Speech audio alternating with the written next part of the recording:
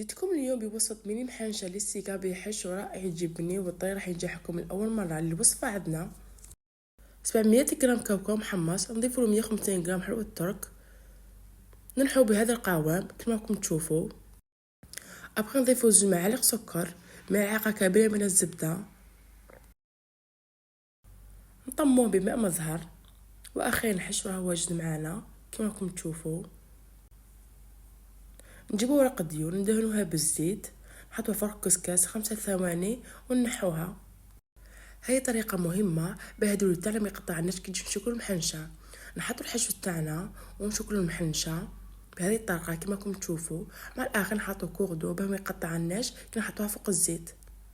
ابخي نجي نشكلو لي سيجار، نجيبو الديور نقطعوهم في الوسط كما راكم تشوفوا، نحطو الحشو ونشكلو لي سيجار. مع الاخر نضيفو غراء بين الماء وفارينة.